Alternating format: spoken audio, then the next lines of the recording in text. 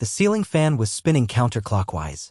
I watched it for 4 minutes and 27 seconds before I realized she was stretching in the kitchen again. Not the casual reach for the cabinet kind. No. This was the slow, deliberate kind. The one where her back arches and she lifts her arms over her head like she's in some perfume commercial. She never does that when I'm around. Only when she thinks I'm not watching. So I stood there, behind the half wall, watching her stretch. She was wearing the soft gray shirt I bought her last Christmas, the one she said was too thin for winter, too clingy for public, and not really her style. But here she was, barefoot in that very shirt, pulling her hair up into a loose bun and humming some pop song from the early 2000s. I stayed silent. She opened her phone, unlocked it with her pinky, something I never noticed before, and immediately smiled at the screen. Like it told her a joke I wasn't invited to hear. Like it saw a side of her I wasn't allowed to touch anymore. I moved closer. She flinched when she saw me in the doorway. "Oh," she said, pressing the power button too fast. "Didn't hear you come down." I nodded. I didn't say anything about the phone, or the stretch, or the shirt, or the smirk that had vanished the second I entered the room. She poured coffee like we still had things to talk about. Like we were still that version of us that sat in diners and held hands under chipped formica tables. "You okay?" she asked. I nodded again. Because no, I wasn't okay. I hadn't been okay in 83 days. That's how long it had been since she last touched me without saying, "I'm too tired tonight." And still, I paid her phone bill. Still, I stocked her favorite oat milk. Still, I vacuumed under her desk while she worked from home and smiled like an unpaid intern hoping to get noticed. But now, I was starting to notice her in the ways she didn't want me to. Like how her perfume only went on at 6:42 p.m. Like how her gym bag came home heavier than when it left. Like how she always showered before our date nights but never after. I stopped doing one thing. Just one. I stopped paying her car insurance. It was a test. A tiny one. I waited to see if she'd notice. She didn't. Someone else had already started covering it. And that was the first sign. 3 weeks passed since I stopped paying her car insurance and she never said a word. Not even a confused, "Hey, why did my card get declined?" Nothing. Just smooth, uninterrupted commutes in that white crossover she used to call our baby. One morning I left a tiny post-it on the dashboard, reminder, "Check your coverage." I signed it with a little heart not because I was being sweet but because I wanted her to know I was watching without saying a word. That night she came home giddy. I heard her heels before I saw her. Quick, rhythmic clicks on the tile. She swung the door open like a sitcom star arriving home after a night out. "Elwood, guess what?" she laughed. "You won't believe how lucky I got today." She tossed her keys on the counter, threw her purse on the bar stool, and spun in her heels like she was still drunk on adrenaline. Someone almost backed into me in the parking lot, but guess what? New coverage kicked in this week. Full protection. The guy I've been working with, Eric, he offered to set it up for me. Eric. The name landed like a nail in water. No splash. Just a silent, cold sink. I smiled. "Oh? What's he do?" She shrugged, pretending to be casual. "Just a guy from the gym. Works in auto stuff. Said I should never rely on someone else to manage my finances. Gave me a list of things I should be handling myself."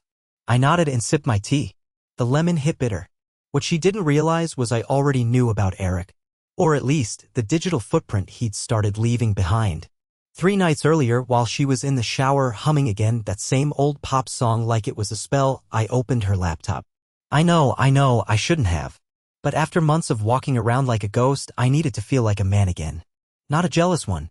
A present one. The browser history told me plenty. Late-night searches for how to clear call logs, best excuses to cancel plans with husband, and this one was rich, how to tell if an affair counts if there's no actual sex. But what really broke me was the saved draft in her notes app.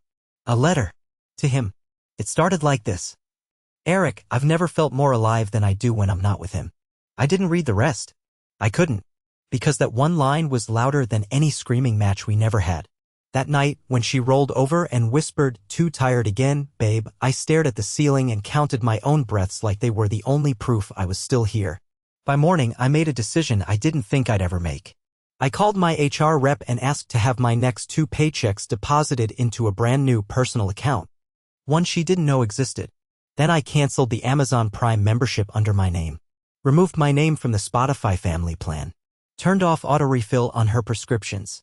She didn't notice. Not even when the vitamins stopped arriving or her playlist started playing ads again. Because she had new vitamins now. And a new playlist. One that probably didn't include me. I think the moment you truly know it's over isn't when you catch them lying, it's when they stop pretending you matter enough to lie to. That weekend, she said she had a branding consultation at a new cafe on the other side of town. Odessa was never that specific about her meetings before. That much detail, unprompted? That was her covering something. And I didn't even push. I just smiled and said, "Don't forget your charger this time." She blinked, surprised. Maybe because I didn't ask who the client was. Maybe because she didn't expect me to look so calm. The truth is, I'd already been to the cafe that morning. Sat there for an hour. Watched the flow of people. Watched couples come and go.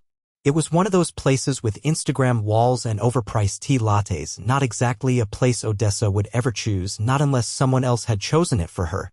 So I went home. Waited. When she finally came back 4 hours later, the lie collapsed under its own weight. Her cheeks were flushed, her hair windblown in a way that didn't match the quiet car ride she claimed to have taken. Her nails, freshly done, which I hadn't paid for, were tapping on her phone as she laughed at something and immediately closed the screen when I walked in. I asked how the consultation went. She paused. Fine. It was mostly just strategy talk. I tilted my head. Oh yeah? What kind of business was it again? Another pause. Just 1 second too long. Then she coughed up some buzzwords about social presence, storytelling alignment, and client voice. It sounded like she was reading out of a manual. I didn't call her out. Not then.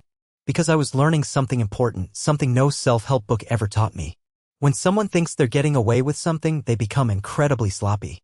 That night, she didn't say she was tired. She didn't say anything.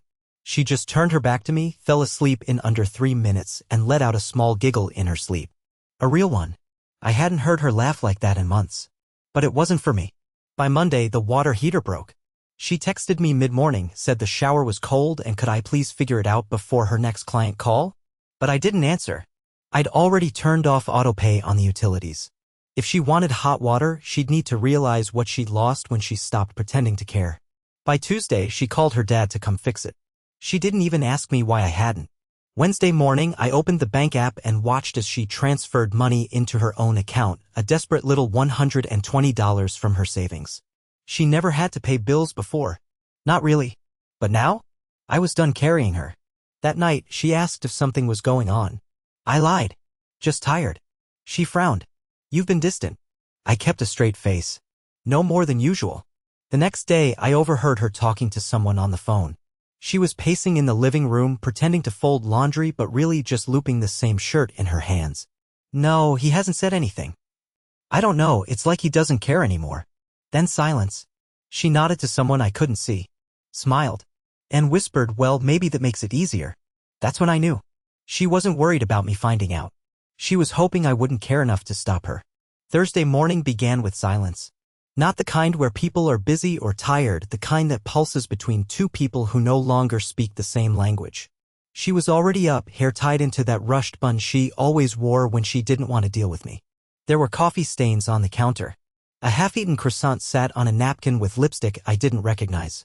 Her favorite mug, the deep navy one I bought her from our trip to Astoria, wasn't in the sink, wasn't in the drying rack, wasn't anywhere.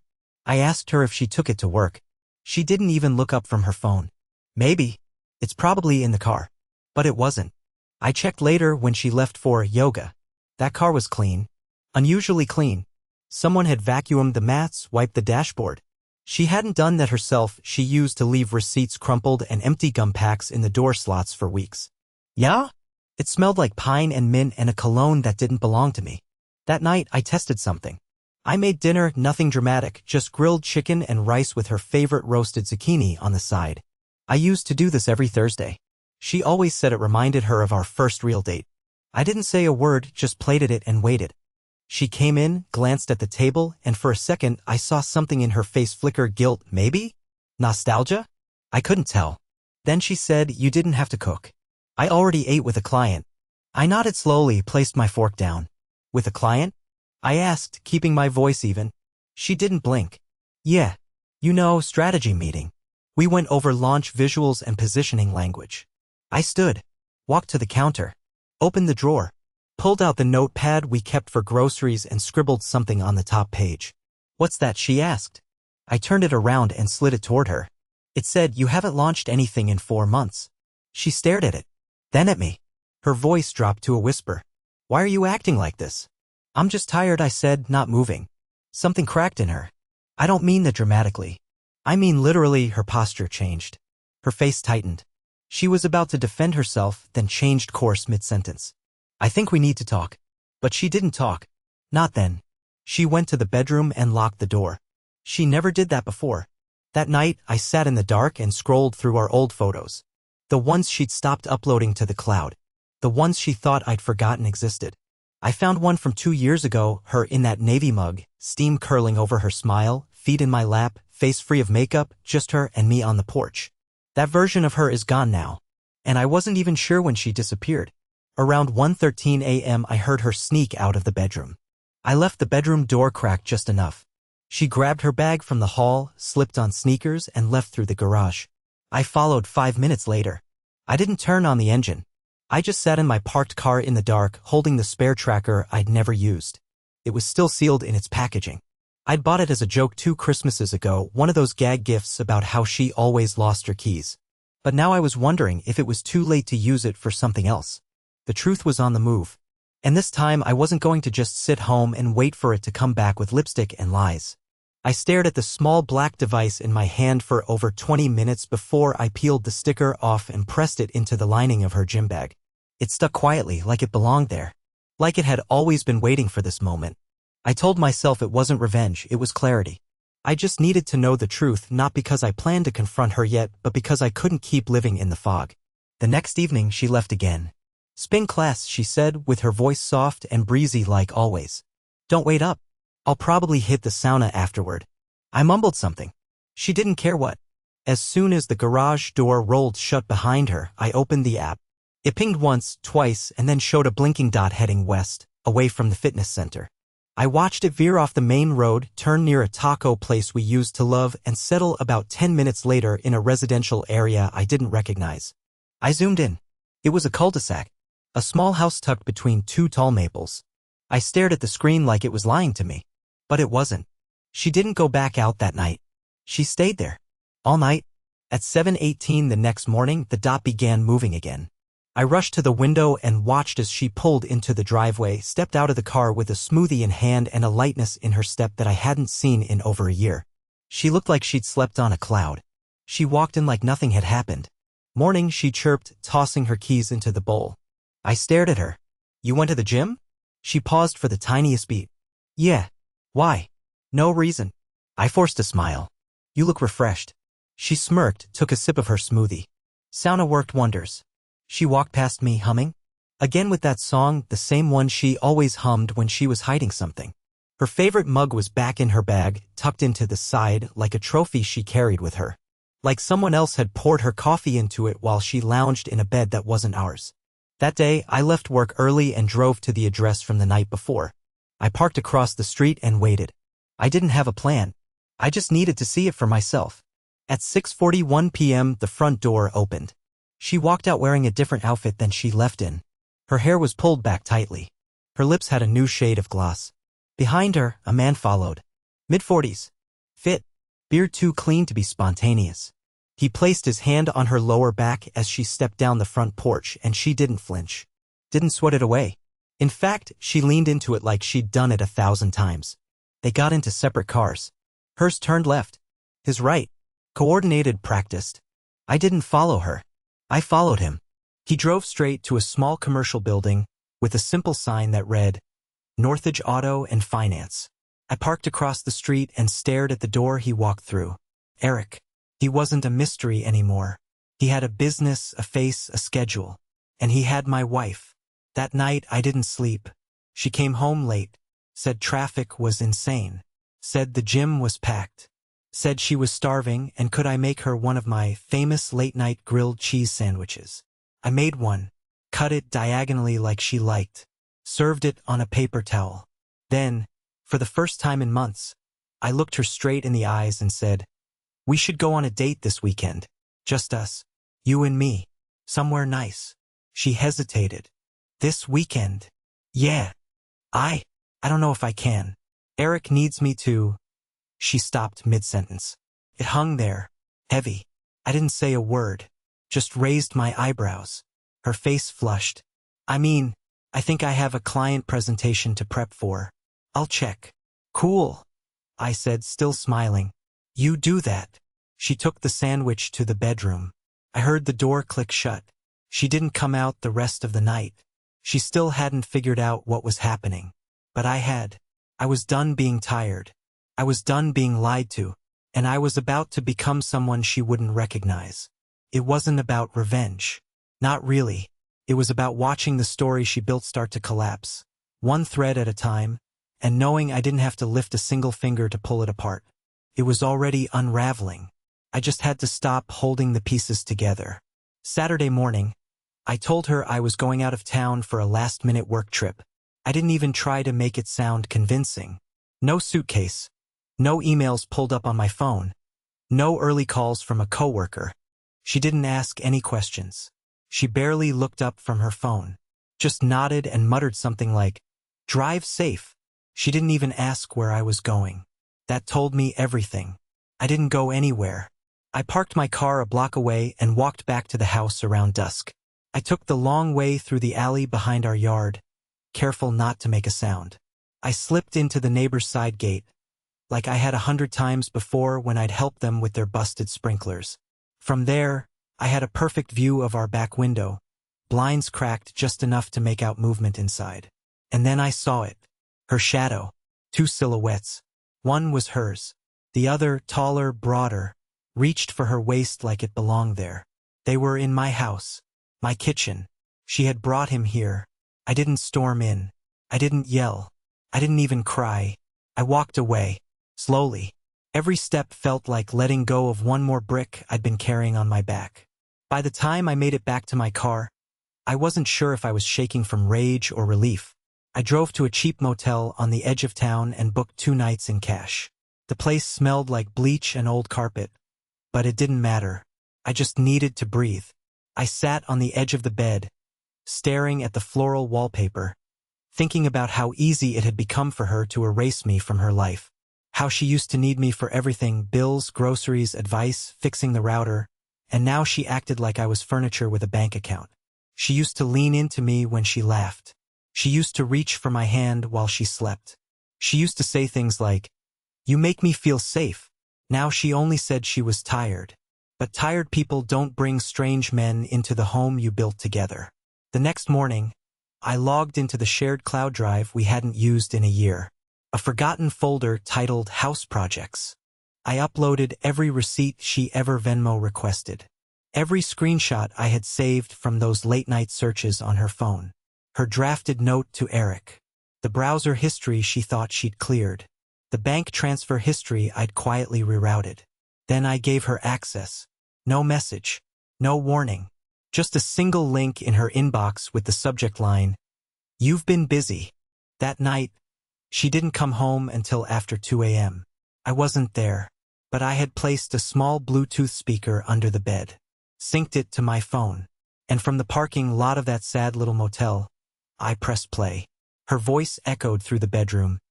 "Eric, I've never felt more alive than I do when I'm not with him." She had no idea I'd recorded it. No idea I had synced it with time-stamped photos, location data, and little snippets of text she didn't delete fast enough. Later, a neighbor texted me, "Hey man, everything okay? I think I heard someone crying next door around 3 a.m. Thought I saw Odessa sitting in the shower with the water running." I didn't reply, because for once, I wasn't the one sitting in the dark, wondering where it all went wrong. She was. The house sounded different when I returned. Not quieter, emptier, like the walls themselves had exhaled. I stepped through the door and noticed right away. She wasn't in the kitchen, wasn't watching TV in the den, wasn't anywhere I would normally find her. No smells of takeout or curling iron or lavender candles. Just this weird, hovering stillness, like grief had settled in and decided to stay a while. Then I saw her. Odessa was curled on the couch in one of my old hoodies, knees tucked against her chest, her phone next to her face like it had stopped being useful. Her eyes were red. Not freshly crying, recently defeated. I stood in the entryway and waited for her to speak. She didn't. So I sat. Across the room. Not beside her. The space between us felt sharper than usual. Heavier. Like it remembered everything I was trying not to say. And maybe she felt it too, because her voice, when it finally came, was the quietest I'd ever heard it. How long have you known? I looked at her. She wasn't wearing makeup. Her hair was messier than usual. There was a tremble in her lip that she didn't bother hiding. A while, I said. She nodded, almost like she was relieved. That folder. You had all of it. Not all, I said. Just enough. She didn't ask what enough meant. Maybe she already knew. Maybe she finally realized I hadn't been blind, I'd just been kind. And she had mistaken that kindness for weakness. I didn't mean for it to happen, she said after a moment. The old cliché. But she didn't say it with tears or panic. Just this numbness, like she was repeating something that once held meaning but now rang hollow. I didn't answer. I stood up, walked past her, and entered the bedroom. She followed me a minute later, standing in the doorway as I pulled the duffel bag from under the bed. The same one I used for weekend trips. I unzipped it, began folding shirts. Elle, she said, barely audible. Can we talk before you go? I paused. Talk about what? I don't know, she whispered. About us. I turned and looked at her. You mean the version of us you kept on ice while you warmed up with someone else? Her shoulders sank. It didn't mean it. Don't, I interrupted. Don't shrink it now. Don't make it smaller just so it fits into your guilt. She stepped back, gripping the doorframe like she needed it to stay upright. Her eyes flooded but didn't spill. That made it worse, somehow, like even her breakdowns were now controlled. You said you were tired, I said, quieter this time. Every night. Too tired to hold my hand. Too tired to talk. Too tired to touch me. But suddenly you weren't tired anymore, just not with me. I didn't want to hurt you. Then why did you? She didn't answer. I zipped the bag and walked past her.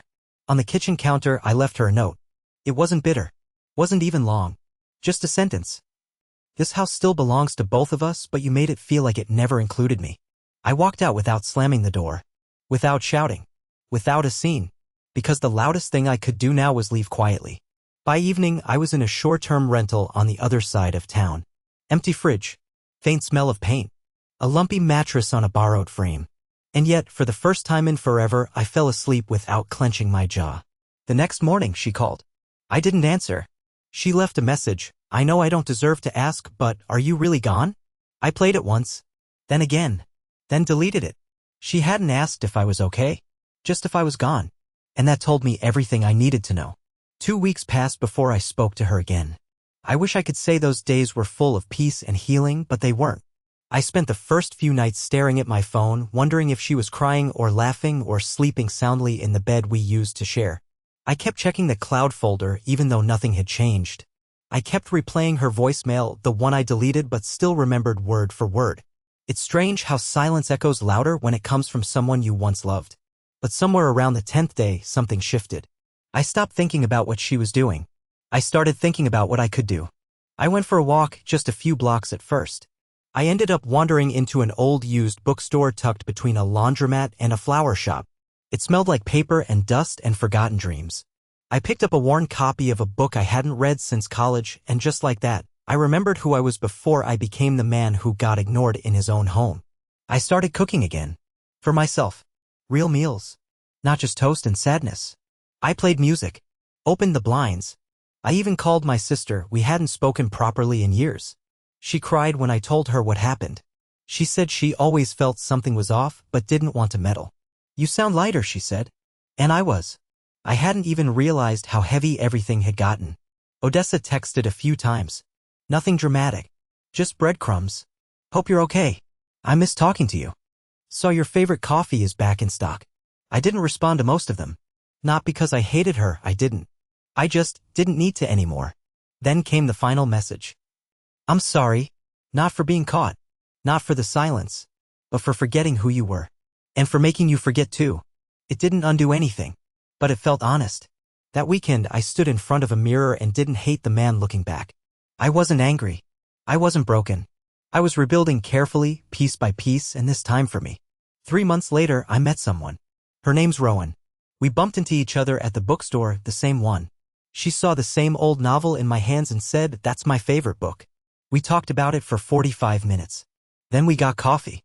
No pressure. No performance. Just two people existing in the same moment, not trying to impress or fix or hide. I didn't tell her everything right away. But when I did, she didn't flinch. She said, "It sounds like you went through a storm and made it out." And that's the truth. I did. Not because I'm stronger than most, but because I finally understood something I never did before. You can't save someone who doesn't want to be saved, but you can save yourself. I don't know where things with Rowan will go. I'm not rushing. I'm just present. And that, to me, feels like winning. So no, I didn't lose my wife. I found myself. And that was the love I needed all along.